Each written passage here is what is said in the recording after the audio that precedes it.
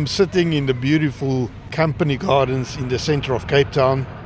They are working here in an environment. I hope it does not bother too much for this flock. I'll check later if the audio is clearer enough. I will get back to Thorn and the law of three that we've discussed previously. Today I want to get back to something, take a few steps back basically, to talk about the start of the Havamal, where we see the 18 charms and the first verse where we begin. And it basically says, "Now I know a song that no wise knows, none of the children of men." And what does this mean?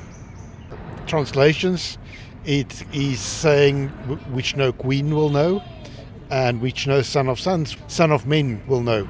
The important part of that is that it basically means that the runes as songs are not just superficial. It's not just mentioned for the sake of mentioning it.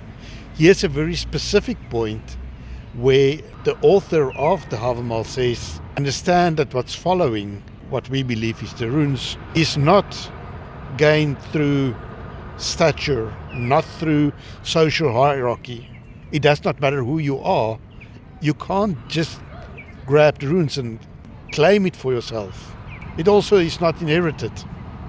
It is not your due right because you have been born in a certain community that you have got better access to runic knowledge than others. What it says indirectly is that the runes are something that needs to be experienced. Its inherent character is that of being esoteric.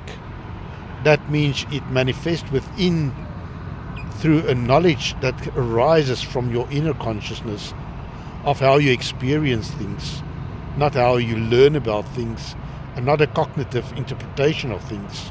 Anybody can talk about the runes like a parrot, regurgitating what others have said about the runes or have written about the runes. But runes are about an experience and a deepening of experience. And it's important for us to understand that when we stand in a rune posture, that I've demonstrated before, when we use hand mudras, when we use mantras, all those type of things, they all help us to internalize the rune so that the rune becomes an embodiment of who we are.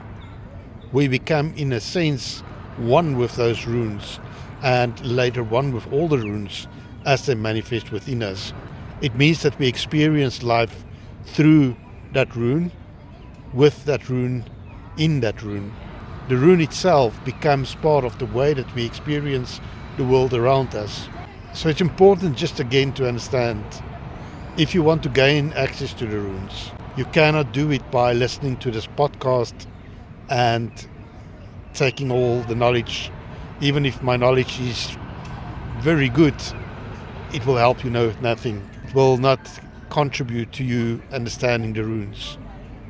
When you do the rune stances, when you do the mantras, when you do the practice, then the runes becomes internalized, and then you'll experience a transformation. It means that you will think in a different way, with a different awareness and mindfulness, and that's when you truly become engaged with the runes.